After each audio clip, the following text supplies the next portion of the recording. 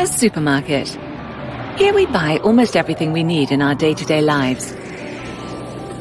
Our decisions on what to buy are based on taste, quality, and price. But what you might not know is that the decisions we make can have a significant impact. Fair trade products vastly improve the working and living conditions of families in developing countries. But how does fair trade even work? Let's take this pack of coffee as an example. Coffee is one of the most important agricultural products on the global market. And it goes on a long journey before it ends up on our store shelves. For the over 30 million coffee farmers around the world, the coffee we buy means a lot of hard work. At the same time, they earn very little money from it. This is due to speculation in financial markets and little to no influence on the pricing of the product, as well as unstable yields caused by changes in temperature and climate. Coffee farmers are powerless in the face of the free market. Fair trade seeks to change that. Fair trade coffee farmers don't work alone. They are members of cooperatives and organized democratically. There are many advantages to this system. The farmers know the true value of their product, which makes it far easier for them to negotiate prices.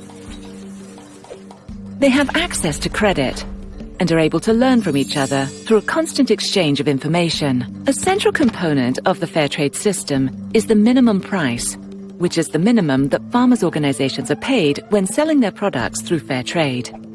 Additionally, producer organizations receive the fair trade premium. It is up to the farmers and workers to decide how to use the premium.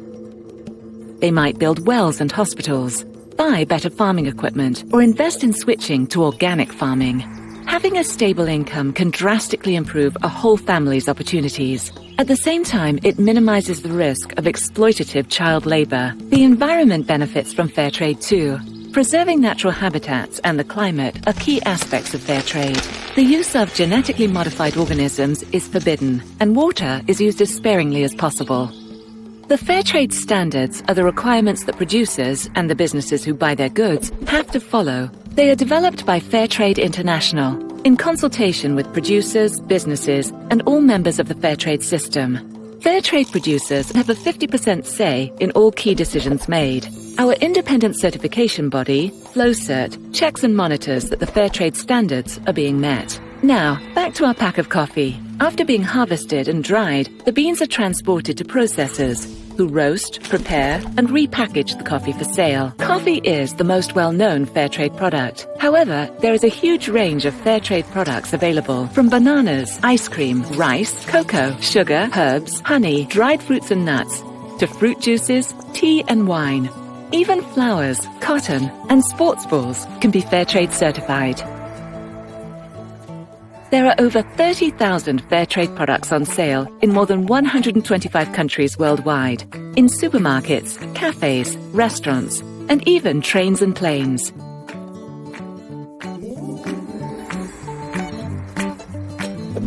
So now, it's over to you. In your daily shopping, look for the fair trade mark and choose products that change lives for over 1.5 million farmers and workers worldwide. Fair trade. The power is in your hands.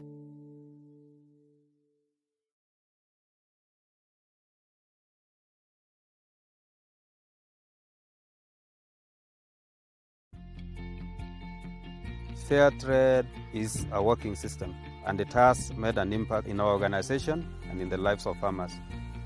It gives an opportunity for organizations to grow as high as they would like to grow.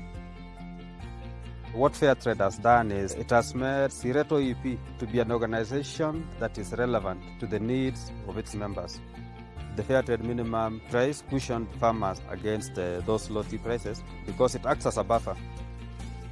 In the event that prices drop, tea sold in the Fair Trade market cannot come below the Fair Trade minimum price. The knowledge is the first thing I would appreciate Fair Trade for, allowing me to get the knowledge, things like climate change, safe use of chemicals, planting of trees. We are now owning 12.8% shares in Sireto company through the premium funds. Our shareholders are reaping now or getting the dividends It has really actually empowered the farmers. They can be thinking now of adding value. People think fair trade and empowerment. We have more premiums, then we are able to do more projects. We are able to reach the community. Fair trade is unique in two aspects. First is a social program. And the other one would be minimum price for the things which are traded in the fair trade market, which differentiates fair trade from other and ethical certifications. The fair trade standard requires us to take good care of our workers, to have a health labor force, which is important for sustainable business. Kingine ni kwamba sheria za kazi watu wamezifahamu zaidi kwa sababu mara kwanza walikuwa hawajui kwamba akiwa na tatizo fulani, kwa mfano kama tulivyozungumza pale kwamba mwajiri au meneja alikuwa na uwezo wa kufika shambani tu na kumwambia mfanyakazi kwa kosa hili unatakiwa kwenda nyumbani. Kwanza nawashukuru sana kwa sababu fair trade ndio misaada ambayo tunapata. Kuna watu waliokaa huko na kutufikiria ile ziada iwe inaturudia sisi. Fair trade kwa sababu imeweza kunisaidia kusomesha watoto wangu. Fair trade has given us the standards that we need to achieve. Without fair trade, we would not be where we are now.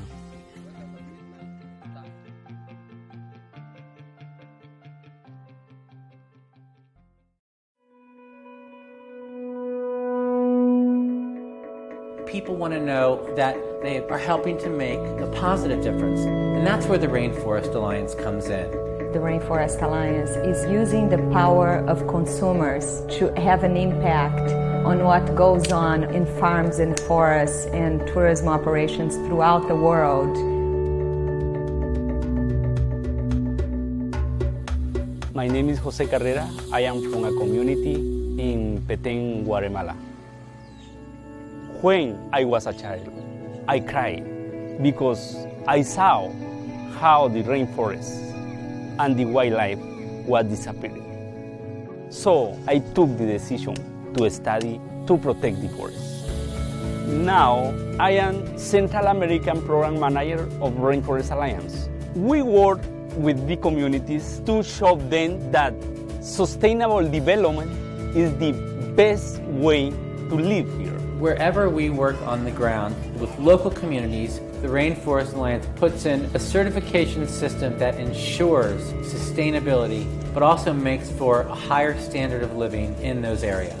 And we do that in a way that translates into a simple choice for companies and consumers. Here in the Petén, we certify responsible timber operation. There are international demand for certified products. The people of the Petén are generating a lot of income. At the same time, they are protecting their forests, which are extremely important for the health of the Maya Biosphere Reserve. Back in the mid-'80s, tropical forests were being destroyed at this phenomenal rate of about 100 acres a minute. We knew there was a problem. We knew that we wanted to create a solution. We worked hard, we planned well, and now the Rainforest Alliance works in over 70 countries around the world. We have saved 160 million acres of forest, and that number continues to grow. So the Rainforest Alliance works in sustainable forestry, agriculture, and tourism, because those are areas that have a significant impact on the environment and on people. In Kenya, a large part of deforestation comes from slash and burn agriculture. People are very poor and forced into an unhealthy relationship with the environment. The Rainforest Alliance certified program is giving these farmers in Kenya alternatives so people can coexist with the environment. So far, we have certified about 37,000 small-scale tea farmers. My animals are better, my tea is better, my coffee is better, so I'm benefiting a lot. Organizations like the Rainforest Alliance are saying, look, humans live in these forests. Humans can be the best defense of the forests if they find value in them. So let's work with the people there. The people are part of the system. we are working to make many small changes that add up to a big change. When you support the Rainforest Alliance, your dollars are going to make a world of difference. We continue to grow and innovate and expand the reach and benefits of our programs. We're designing a future that our grandchildren can live in, that 7 generations ahead can live in. That's the world that we can make a reality.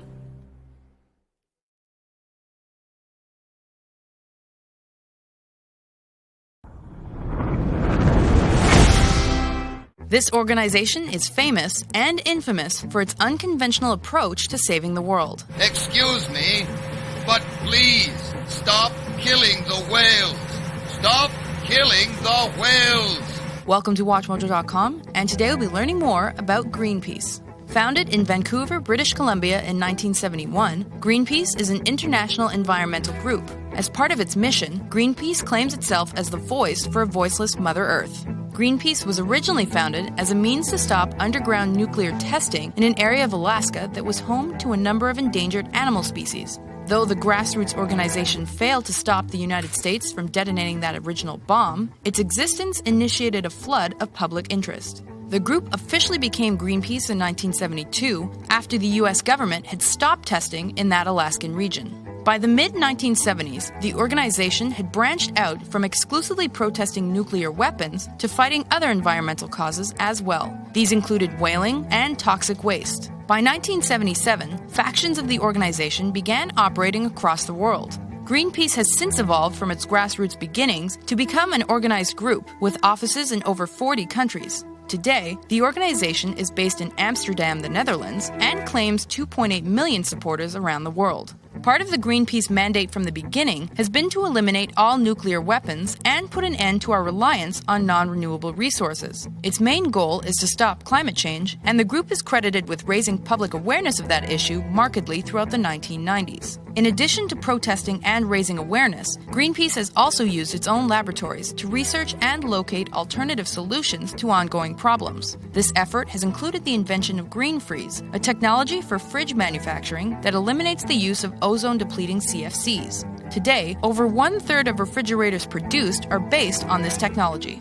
Funding for the group comes in the form of donations from foundations and individual supporters. A strict screening process ensures it does not receive funds from governments, political parties, or corporations. Greenpeace traditionally uses non-violent means to bring attention to environmental problems. The group utilizes peaceful protests, petitions, and more unconventional and sometimes disruptive means to its advantage. For example, the passive resistance technique of bearing witness uses the protesters' presence as a sign of disapproval and is very popular with Greenpeace. The group is also famous for aggressive and striking advertising campaigns to get its point across. You can even use the scam wow to rehabilitate wildlife. Terrific! There won't be any public rage left for those boycotts. In certain instances throughout its history, some members have taken their creative protests to the next level and have wound up facing prosecution for what can be considered unorthodox and extreme actions. Despite this controversy, there is no doubt that Greenpeace has become one of the most effective and successful environmental protection groups in the world. We must begin to have respect for other life, for Comrade Dolphin and Comrade Whale, because without them, the oceans begin to die. And if the oceans begin to die, we all begin to die. Greta, your first climate strike was a lonely event a little over a year ago. And in the intervening time, you have sparked the interest of millions, literally, of children around the globe, demanding action for climate change. What's your message to world leaders today?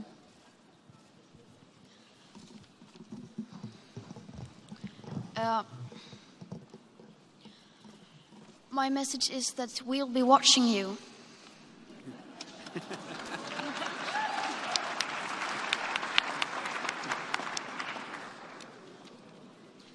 This is all wrong. I shouldn't be up here. I should be back in school on the other side of the ocean. Yet you all come to us young people for hope. How dare you? You have stolen my dreams and my childhood with your empty words, and yet I'm one of the lucky ones. People are suffering. People are dying. Entire ecosystems are collapsing. We are in the beginning of a mass extinction, and all you can talk about is money and fairy tales of eternal economic growth. How dare you?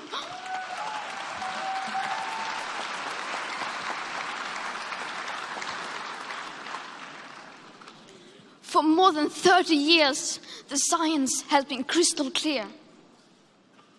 How dare you continue to look away and come here saying that you're doing enough when the politics and solutions needed are still nowhere in sight? You say you hear us and that you understand the urgency. But no matter how sad and angry I am, I do not want to believe that. Because if you really understood the situation and still kept on failing to act, then you would be evil, and that I refuse to believe.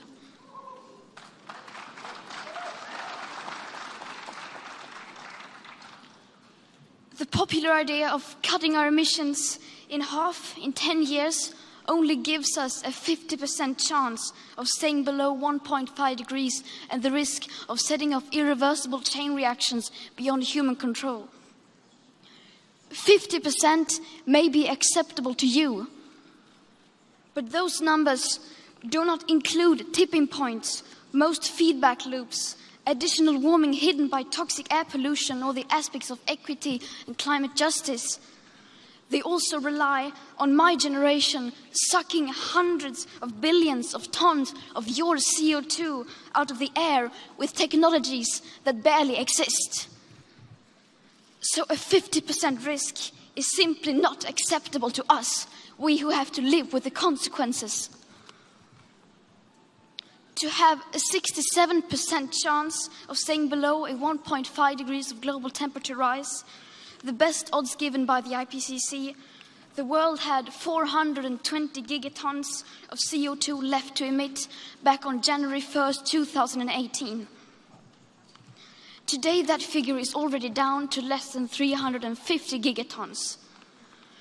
How dare you pretend that this can be solved with just business as usual and some technical solutions?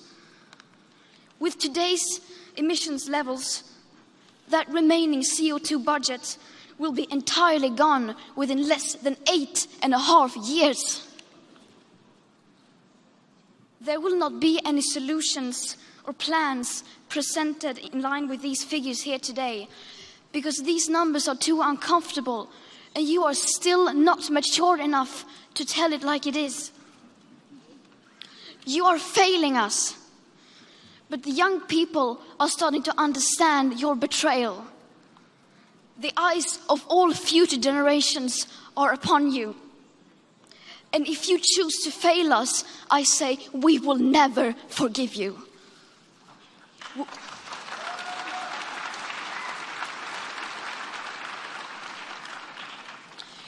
We will not let you get away with this. Right here, right now, is where we draw the line. The world is waking up, and change is coming whether you like it or not.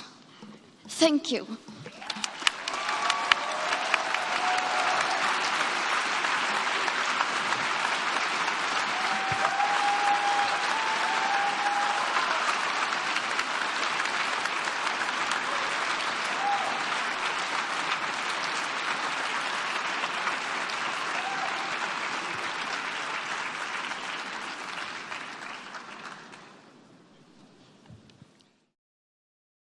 On October 31st, 2018, an assembly of more than 1,000 people gathered in Parliament Square to hear a declaration of rebellion.